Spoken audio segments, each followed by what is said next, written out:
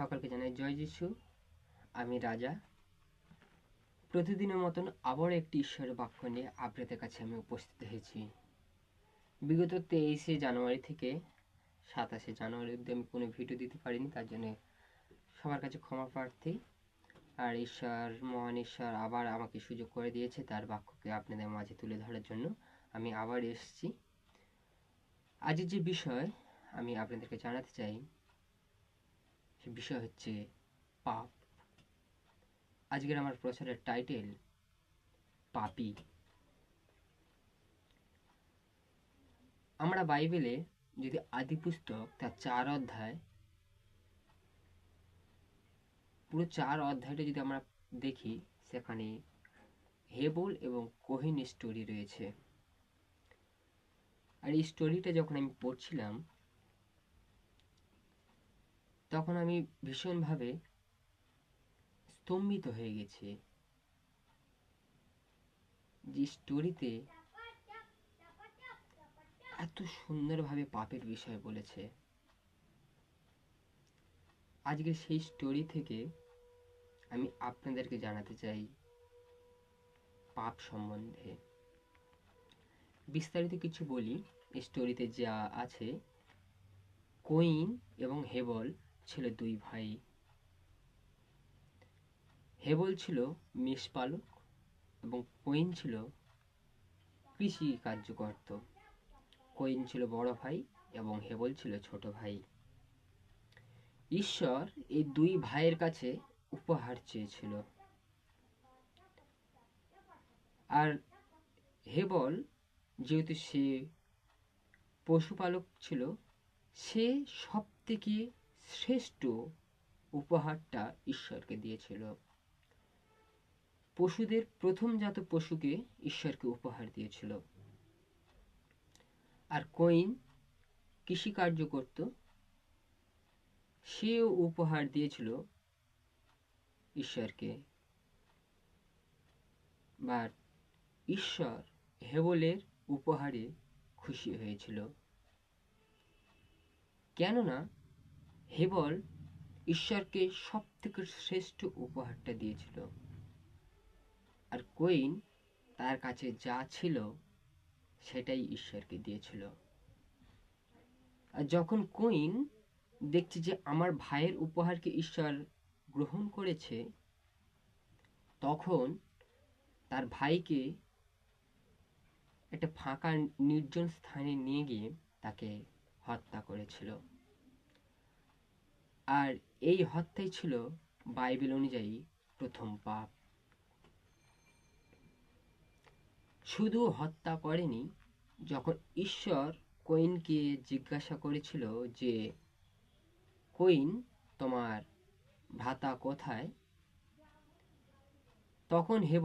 তখন কইন উত্তর দিয়েছিল, আমি কি আমার ভ্রাতার রক্ষক? আমি জানি না সে কোথায়। অর্থাৎ সে ঈশ্বরকে মিথ্যা কথা বলেছিল। আজকের এই স্টোরির মধ্যে থেকে আমি আপনাদের কিছু মেসেজ দিতে চাই। এই স্টোরি অনেক কিছু শিক্ষা দেয় আমাদের। পাপের বিষয় যদি বলি, পাপ সব সময় বৃদ্ধি পায়। পাপ সব সময় বৃদ্ধি পায়, সে ছোট পাপই হোক না কেন আর বড় পাপই হোক না কেন। একটা ছোট পাপ যদি প্রভু যিশুর রক্তে ধৌত না হয়, তাহলে সে ধীরে ধীরে বিরাট হয়ে উঠতে থাকে। হ্যাঁ, একটা ছোট্ট পাপ যদি প্রভু যীশু খ্রিস্টের রক্তে যদি আপনি ধৌত না করে থাকেন, সেই পাপটা আস্তে আস্তে বড় আকার ধারণ করতে থাকে। একজন প্রকৃত বিশ্বাসী তার নিজের কথা, চিন্তা ও কাজকে দিনে একবার অন্তত পরোক্ষ করে দেখতে হবে যে সে কোনো ছোট পাপ করে ফেলেনি তো। এটা প্রত্যেক বিশ্বাসীর করণীয়। সারাদিনে একটি বার টাইম করে অন্তত চিন্তা করে দেখতে হবে যে আমি আজকে সারাদিনটা কিভাবে কাটিয়েছি, আমি আমার কথাবার্তা, আমার চিন্তা দ্বারা, আমার কর্ম দ্বারা কোনো পাপ করে ফেলিনি তো? যদি কোনো পাপ করে ফেলেন, অবশ্যই প্রভুর যে রক্ত দ্বারা এখনই আপনি ধৌত হন, নাহলে আপনার মধ্যে থাকা পাপ বিরাট একটা রূপ নিতে পারে। মনে রাখবেন, পাপ সকলকে সংক্রমণ করে। পৃথিবীর যত মানুষ আছে সব মানুষকে পাপ সংক্রমণ করে, কিন্তু এর উপরেও বিজয় পাওয়া ঈশ্বরের সঙ্গে সম্পর্কের উপর নির্ভর করে। আপনি এর উপরে বিজয় পাবেন আপনার সঙ্গে ঈশ্বরের সম্পর্কের উপর নির্ভর করে। যদি আপনার সঙ্গে ঈশ্বরের সম্পর্ক যদি গভীরতা হয়, তাহলে আপনি একমাত্র এই পাপ থেকে বেরিয়ে আসতে পারবেন। যে পাপ আমরা এই শাস্ত্রে আদি পুস্তক 4 অধ্যায় দেখতে পাই, যে স্টোরির কথা আপনাদের কাছে আমি এক্ষুনি বিস্তারিত আলোচনা করেছি, কইন এবং হেবলের কাহিনীতে। আসুন আমরা হেবল থেকে কিছু কাহিনী দেখি। এই অধ্যায়ে হেবল মনের সততা ও নির্মলতায় ও ঈশ্বরের প্রীতি দেখতে পাই।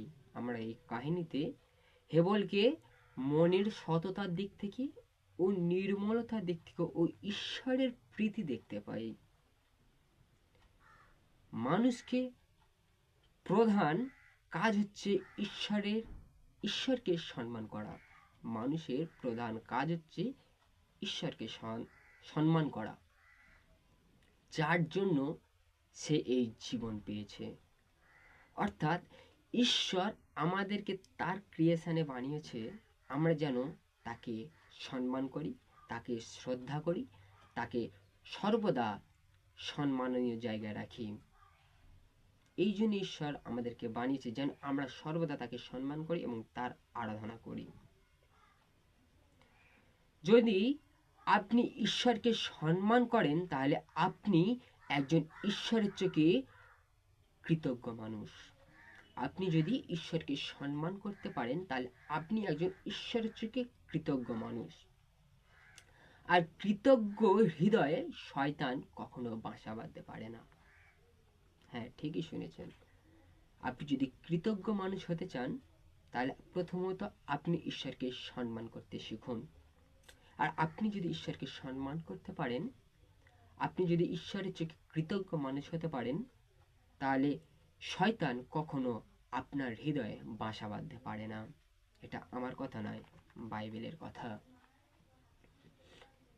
এই কাহিনীতে আমরা দেখতে পাই যে ঈশ্বর উপহার চেয়েছিল হেবল এবং কইনের কাছে। হেবল সব থেকে উৎকৃষ্ট মেষ নিয়ে এসেছিল, কারণ সে মেষপালক ছিল। এই কাহিনীতে আমরা হেবলের কাছে যে উপহার চেয়েছিল, আর হেবল সব থেকে শ্রেষ্ঠ উপহারটা ঈশ্বরকে দিয়েছিল, কারণ সে মেষপালক ছিল। আর মেষেদের মধ্যে প্রথম জাত মেষকে ঈশ্বরের কাছে হেবল উপহার দিয়েছিল। উপহার মানুষকে খুশি করে, উপহার মানুষকে খুশি করে। আজ পৃথিবীতে মানুষ স্বার্থ সিদ্ধির জন্য উপহার দিয়ে থাকে। আজ পৃথিবীতে মানুষ স্বার্থ সিদ্ধির জন্য উপহার দিয়ে থাকে, যে আমি কাউকে উপহার দিচ্ছি, আমি বিনিময়ে কিছু উপহার পাবো। তবে যে উপহারের কথা বাইবেল এখানে বলছে, সেই উপহার সম্পূর্ণ আলাদা। তবে যে উপহারের কথা এখানে বলা হয়েছে, তার সঙ্গে হেবলের কোনো তুলনা হয় না। মানুষ দামি উপহার দিলেও সব থেকে সৌন্দর্য উপহারটা তার নিজের কাছে রেখে দেয়। মানুষ দামি উপহার দিলেও সব থেকে সুন্দর যে উপহারটা সে তার নিজের কাছে রেখে দেয়। আর আমরা এই কাহিনীতে দেখতে পাই হেবল সে নিজের কাছে কোনো উপহার রাখেনি, সে সব থেকে শ্রেষ্ঠ উপহারটা ঈশ্বরকে দিয়েছিল। যারা বাক্যের নির্দেশ পালন করে, অর্থাৎ যারা প্রভু যিশুর উপর নির্ভর করে, তার বাক্য অনুযায়ী জীবনযাপন করে, তার সবচেয়ে দামি উপহার যেমন ঈশ্বরকে দেওয়া যায়, তেমনি নিজের প্রিয় জিনিসও ঈশ্বরকে দিতে পারে। ঈশ্বর উপহার ও উপহার দাতাকে গ্রাহ্য করেছিল, গ্রহণ করেছিল। অর্থাৎ ঈশ্বর হেবলকে এবং হেবল যে উপহার দিয়েছিল সেই প্রথমজাত পশুকে ঈশ্বর গ্রহণ করেছিল। আর এই কারণেই কইন ক্রুদ্ধ হয়েছিল। এই কারণে কইন হেবলের উপরে রেগে গিয়েছিল। শুধু রেগে যায়নি, তাকে একটা নির্জন স্থানে নিয়ে গিয়ে তাকে হত্যা করেছিল। আমরা যদি কইনের বিষয় দেখি, সেখানে কইনের মধ্যে পাপ কিভাবে এসেছিল। পাপের সংক্রমণ কইন ধারাশায়ী পাপের সংক্রমণে কইন ধারাশায়ী হয়েছিল। সে ঈশ্বরকে শ্রেষ্ঠ উপহার দেয়নি, বরং প্রতারণা করেছিল উপহারে। কইন সে ঈশ্বরকে শ্রেষ্ঠ উপহার দেয়নি, বরং সেই উপহারে কইন প্রতারণা করেছিল। আজও পৃথিবীতে কইনের মতন অনেক মানুষকে দেখা যায় যে ঈশ্বরকে নিষ্কৃষ্ট জিনিস বা উপহার দেয়। আজও পৃথিবীতে এই কইনের মতন অনেক কইন পৃথিবীতে আছে, যে যারা কিনা ঈশ্বরকে সব থেকে নিষ্কৃষ্ট, অর্থাৎ নিজের কাছে রেখে যেটা চলবে না, যেগুলো অপ্রয়োজনীয়, সেই সমস্ত উপহার ঈশ্বরকে দেয়। যদি আমি একটা উদাহরণ দিয়ে বলি, দশমাংশ। আমরা দশমাংশ সেটাই দিই যেটা আমাদের থেকে এক্সট্রা হয়ে গেছে। আর এই কাহিনীতে যদি উপহার দ্বারা আমি আপনাকে বোঝাতে চাই যে হেবল মাসের প্রথম বেতনটা ঈশ্বরকে দিয়েছিল, আর আমরা কি করি, এই কইনের মতন মাসের সর্বশেষ আমাদের খেয়ে মেখে যা বাঁচে সেই উৎকৃষ্ট অংশটা ঈশ্বরকে উপহার দিই। আমরা সব থেকে দামি জিনিসটা নিজেদের কাছে রাখি এবং যেগুলো অপ্রয়োজনীয় সেটা আমরা ঈশ্বরের কাছে তুলে ধরি। আমি এমনকি দেখেছি, যখন অফারিং দেওয়া হয়, যে নোট বাসে পর্যন্ত নেয় না, সেই নোট অফারিং ব্যাগে চলে যাচ্ছে, অর্থাৎ ঈশ্বরকে সে উপহার দিচ্ছে সেই নোটটি। আজও কইনের মতন অনেক মানুষ পৃথিবীতে রয়েছে যারা কিনা সবথেকে নিষ্কৃষ্ট উপহার ঈশ্বরকে দিয়ে থাকেন। আপনি হেবলের মতন হন, আপনি বাক্য পড়ুন এবং হেবলের চরিত্র থেকে নিজের চরিত্রকে পার্থক্য রাখুন। আপনার চরিত্র এবং হেবলের চরিত্রের মধ্যে আপনি কোথায় আর হেবল কোথায়। হেবল সব থেকে উৎকৃষ্টটা, সব থেকে নিষ্কৃষ্টটা দিয়েছিল, শ্রেষ্ঠ উপহারটা দিয়েছিল হেবল। আর কইন সব থেকে নিষ্কৃষ্টটা দিয়েছিল, যার জন্য ঈশ্বর হেবলের বলিদানে খুশি হয়েছে, কিন্তু কইনের বলিদানে নয়। ঈশ্বর এদের চেতনা দেন, চেতনা পেলেও এরা ক্রুদ্ধ হয়ে ওঠে ও সদাচর করে না। ঈশ্বর বাক্য দ্বারা এই সমস্ত কইনকে চেতনা দিয়ে থাকেন, কিন্তু এরা চেতনার বদলে ক্রুদ্ধ হয়ে ওঠে এবং তারা নিজেদের পাপের জন্য সদাচর করে না। যদি আপনি মিকা ভাবাবাদ্যা 6:8 দেখেন, সেখানে পরিষ্কার লেখা আছে,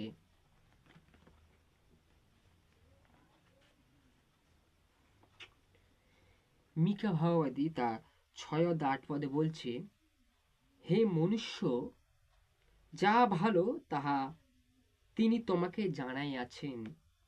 বাস্তবত ন্যায্য আচরণ, দয়া, অনুরাগ ও নম্রভাবে তোমাদের ঈশ্বরের সহিত গমনাগমন, ইহা ব্যতিরেকে সদাপ্রভু তোমার কাছে আর কি অনুসন্ধান করেন? অর্থাৎ ঈশ্বর আমাদের কাছে কি অনুসন্ধান করছেন, কি পাওয়ার চেষ্টা করছে, কি চাইছে আমাদের কাছে ঈশ্বর এখানে পরিষ্কার তুলে ধরেছে। ঈশ্বর আমাদের কাছে চাইছে ন্যায্য যেন আচরণ করি, অর্থাৎ আমাদের আচার ব্যবহার যেন ন্যায্য আচরণ করি, দয়া ও অনুরাগ ও নম্রভাবে যেন ঈশ্বরের সঙ্গে গমনাগমন করি। ঈশ্বর আমাদের কাছে নম্রতা চাইছেন। আর এখানে আমরা কি করছি, বাক্য আমাদেরকে যখন এই সমস্ত চেতনা দেয় তখন আমরা আরো ক্রুদ্ধ হয়ে যাচ্ছি, আমরা আরো রেগে যাচ্ছি। আমরা নিজেদের পাপের জন্য সদাচর করছি না, পাপের জন্য আমরা ঈশ্বরের কাছে ক্ষমা চাইছি না।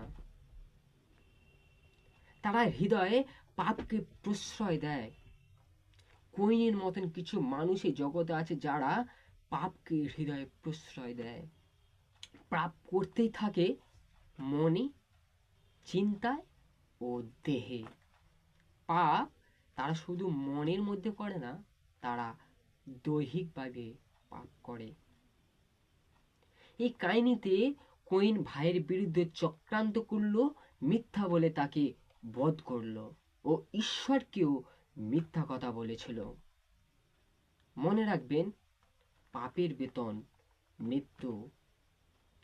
হেবল সারা জীবন পলাতক হয়ে ঈশ্বরের উপস্থিতি থেকে পালাতে লাগলো।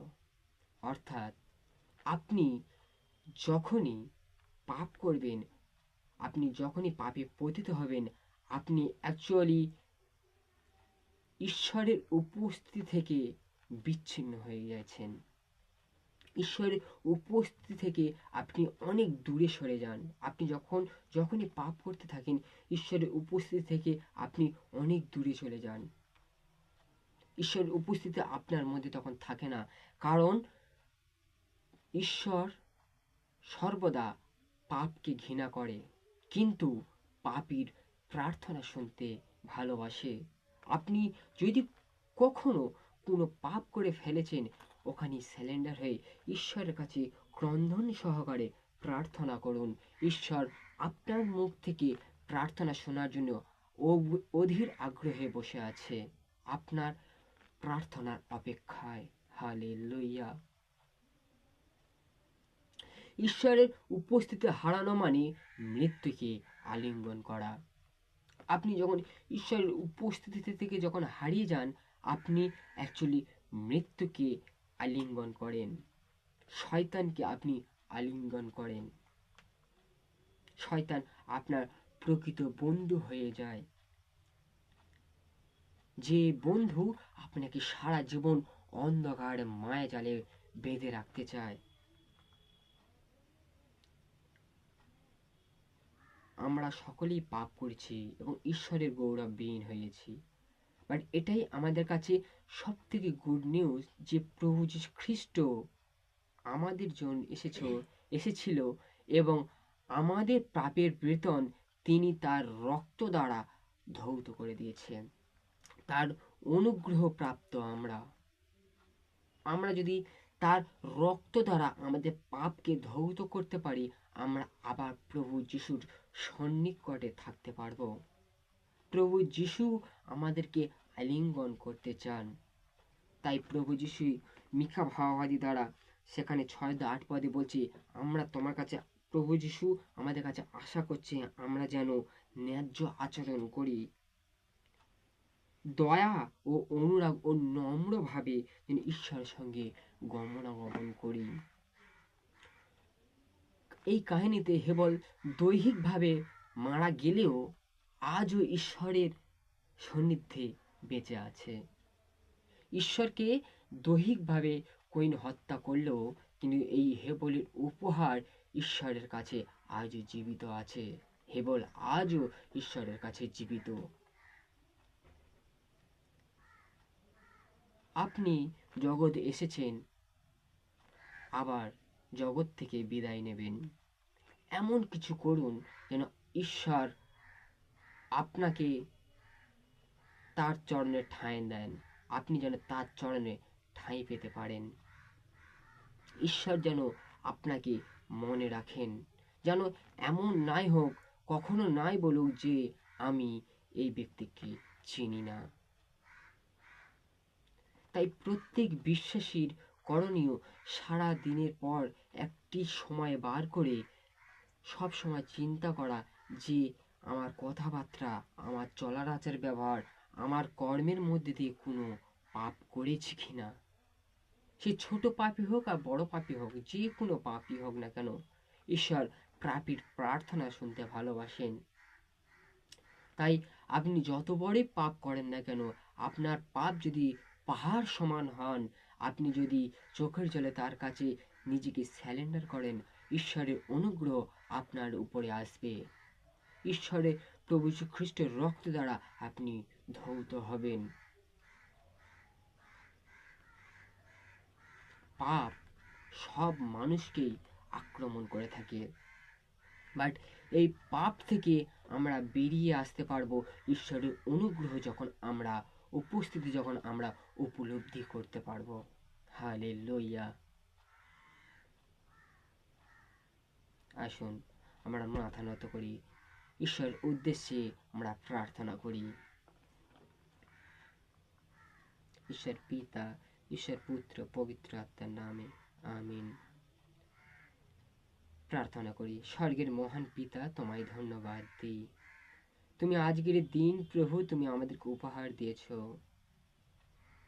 প্রভু যিশু, তোমায় ধন্যবাদ দিই যে তুমি এখনো পর্যন্ত জীবিত রেখেছ তোমার পবিত্র মহানামে আরাধনা করার জন্য। আজকের যে বাক্য প্রভু যিশু আমি তোমার সন্তানদের কাছে তুলে ধরেছি, এই বাক্য যেন তারা বুঝতে পারে, তারা যেন তোমাকে হৃদয়ে স্থান দিতে পারে। প্রভু যিশু, প্রত্যেককে তুমি স্পর্শ করো। যারা যারা এই বাক্য শুনেছে তাদেরকে তুমি প্রত্যেককে স্পর্শ করো, তারা যেন তোমার বাক্যের নিগূঢ় তত্ত্ব বুঝতে পারে। প্রভু যিশু, আমরা যেন আমাদের শ্রেষ্ঠ উপহার যেন তোমাকে দিতে পারি, আমাদের উৎকৃষ্ট উপহার যেন তোমাকে না দিই প্রভু। আমরা আমাদের চলার আচার ব্যবহার পাপ করে থাকি প্রভু, কিন্তু তোমার অপার অনুগ্রহ আমাদের উপরে রয়েছে। প্রভু যিশু, তোমায় ধন্যবাদ দিই যে তুমি আমাদের মতন অধম পাপীর জন্য পৃথিবীতে এসেছিলে। তোমার পবিত্র রক্ত দ্বারা আমাদের পাপকে তুমি ধৌত করেছ। যতদিন জগতে বাঁচব প্রভু, যেন তোমার এই নামকে আমি যেন প্রচার করতে পারি, এবং যে সমস্ত সন্তানরা প্রভু যিশু তোমার বাক্য শুনেছে তাদের প্রত্যেককে আশীর্বাদ করা, তারাও যেন তারা নিজেদের পাপের ক্ষমা চাইতে পারে তোমার কাছে। প্রভু, এই রাতের ভার তুমি বহন করো। যে সমস্ত সন্তানেরা তোমার রাজ্য বিস্তারের কাজ করছে, প্রত্যেকে তোমার পবিত্র আত্মা দ্বারা চালনা করো। সত্যে ও সাহসের সহিত তোমার বাক্য প্রচার করতে তুমি সাহায্য করো। যে সমস্ত সন্তানরা তোমার রাজ্য বিস্তারের কাজ করছে, প্রত্যেকে তুমি প্রোটেক্ট করো। আমাদের চারপাশে থাকা প্রতিবেশীকে তুমি ভালো রেখো, সুস্থ সবল রেখো। যারা তোমাকে চিনে না ও জানে না, প্রত্যেকের কাছে তোমার নামকে তুমি পৌঁছে দাও। প্রভু যিশু, তুমি আমার প্রার্থনা শুনেছ আমি বিশ্বাস করি। আমার প্রার্থনা চাওয়া পাওয়া সকল ভুল ত্রুটি তুমি মার্জনা করো, এবং আমি যা কিছু চাই তখন ভুলে গেছি, তুমি আমাকে সমক্রমে তাই জগিয়ে দিও। প্রার্থনা প্রিয় ত্রাণকর্তা মুক্তিদাতা প্রভু যিশু তোমার নামে চাই, আমিন। হে আমাদের স্বর্গস্থ পিতা, তোমার নাম পবিত্র বলে মান্য হোক। তোমার রাজ্য আসুক, তোমার ইচ্ছা স্বর্গে যেমন তেমনি পৃথিবীতে সিদ্ধ হোক। আমাদের প্রয়োজনীয় খাদ্য আজ আমাদেরকে দাও, আমাদের সকল অপরাধ তুমি ক্ষমা করো, আমরা যেমন আপন অপরাধীকে ক্ষমা করিয়াছি। আর আমাদের পরীক্ষায় আনিও না। হে আমার প্রভু, হে আমার ঈশ্বর, ঈশ্বর পিতা, ঈশ্বর পুত্র, পবিত্র আত্মার নামে আমিন। সকলে জানাই জয় যিশু। বাক্যটি সকলের কাছে শেয়ার করুন, যে সমস্ত সন্তানরা ঈশ্বরের বাক্য এখনো পর্যন্ত জানে না এবং যারা ঈশ্বরের সঙ্গে সংযুক্ত আছে তাদের কাছেও প্রচার করুন, তারা যেন এই বাক্যের নিবিড় তত্ত্ব বুঝতে পারে এবং আপনার একটি শেয়ার একটি মানুষের মনকে পরিবর্তন করতে পারে। কারণ আমরা অনেকেই বাক্য হয়তো প্রচার করতে পারি না ভালোভাবে, কিন্তু আমরা পারি না তো কিছু, কিন্তু আমরা একটি শেয়ারের মাধ্যমে ঈশ্বরের বাক্যকে অন্যের কাছে পৌঁছে দিতে পারি। আপনারা কমেন্ট করুন।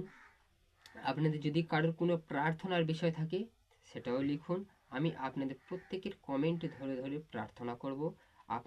আপনারাও আমার জন্য প্রার্থনা করবেন, আমিও যেন সুন্দর সুন্দর বাক্য যেন আপনাদের কাছে তুলে ধরতে পারি। মহান ঈশ্বরকে ধন্যবাদ জানাই, সকলকে জানাই গুড নাইট। জয় যিশু।